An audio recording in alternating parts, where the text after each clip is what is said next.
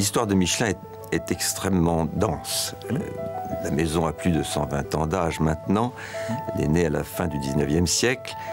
Et grâce au génie des fondateurs de l'époque, Édouard et André Michelin est devenue en fait ce qu'elle est aujourd'hui. C'est-à-dire une entreprise qui a toujours été, je dirais, portée avec passion par l'innovation.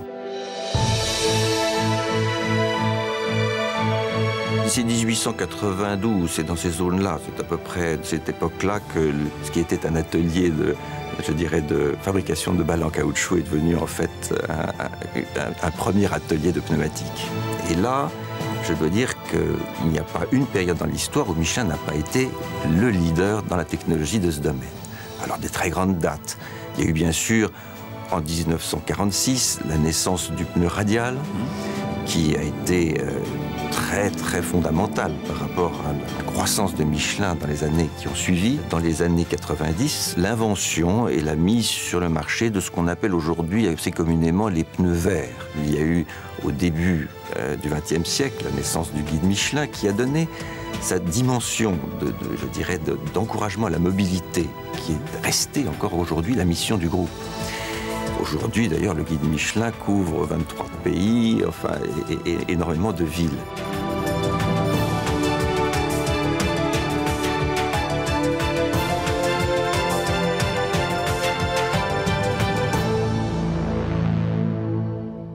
Vous voyez, on parlait de paternalisme, et je veux dire que assez souvent, d'ailleurs, le concept a été caricaturé. Mais il faut quand même se rendre compte de ce que ça voulait dire avant la Deuxième Guerre mondiale, qu'une entreprise comme Michelin qui était capable de prendre en charge, je dirais, énormément des besoins qu'on appelle aujourd'hui sociétaux des employés de l'entreprise. Pensez que, par exemple, dans les années 30, le groupe avait pris en charge l'éradication complète de la tuberculose dans la ville de Clermont-Ferrand. On n'en faisait pas beaucoup de bruit à l'époque, mais ça a été fait, puis ça a été fait par Michelin. Qu'on s'occupait des logements des employés à l'époque, de l'école. Tout ça, aujourd'hui, fait parfois un peu sourire. Mais enfin, à l'époque, c'était considérable. On avait un temps d'avance.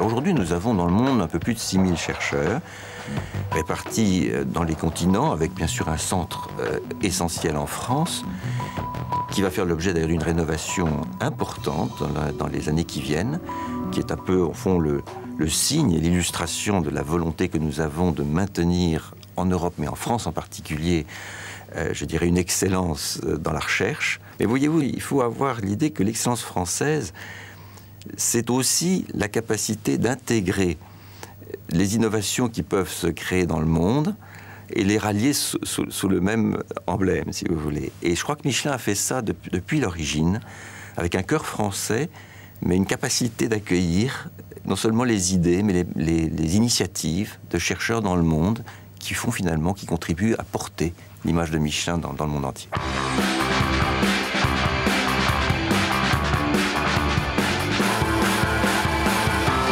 Quand on considère la mission de Michelin, qui est de faciliter la mobilité des gens, évidemment, le caractère sûr de leur déplacement fait partie de notre état d'esprit.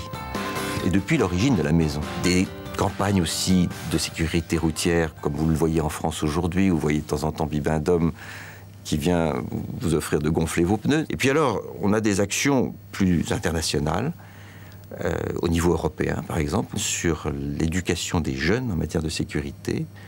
C'est près de 700 000 jeunes qui sont aujourd'hui, je dirais, touchés par ces points de pédagogie.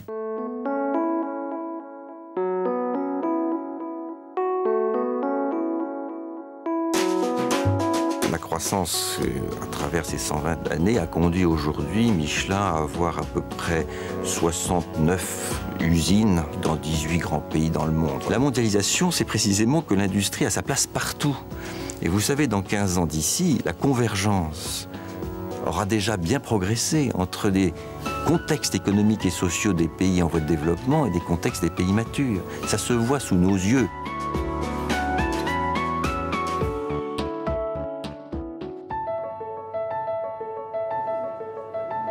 Je pense que le monde va beaucoup changer dans les 15 ans qui viennent et que l'excellence française dont nous parlons sera aussi d'apporter sa touche dans la capacité des grands groupes à vivre différemment le monde à venir. J'ai souvent en tête une phrase que je cite, qui est de Valéry, qui parle de la tradition. Il disait, la grande tradition, ce n'est pas de refaire ce que les autres ont déjà fait, c'est de retrouver l'esprit qui a fait faire ces choses et qui en ferait faire bien d'autres en d'autres temps.